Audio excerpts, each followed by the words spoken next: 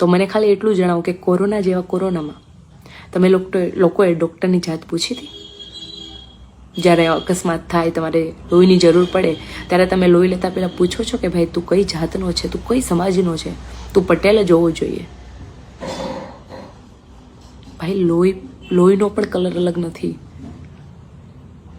તો આપણે તો કોણ છીએ મતભેદ કરવાવાળા, જાતિ વિરોધ કરવાવાળા?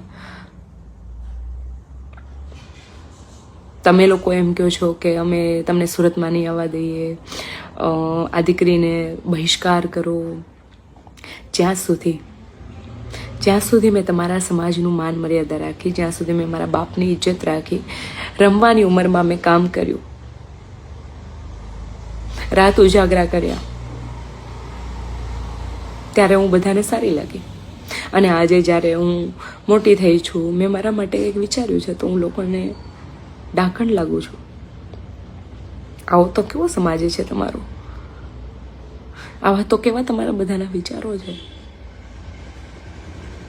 હું મંગળસૂત્ર પહેરું છું તો વાંધો છે તમને?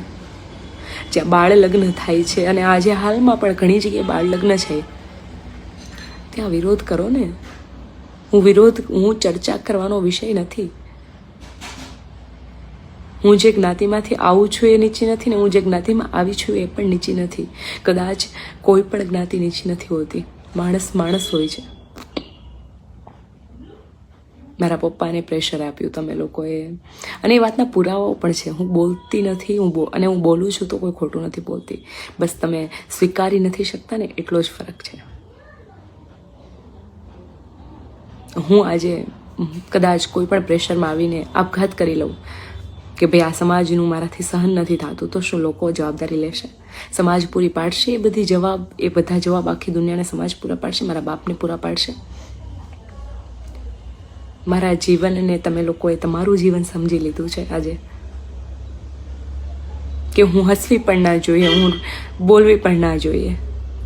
તમે કહો ત્યાં મારે પરણવું જોઈએ, અને તમે ન કહો ત્યાં મારે ન પણ પરણવું જોઈએ.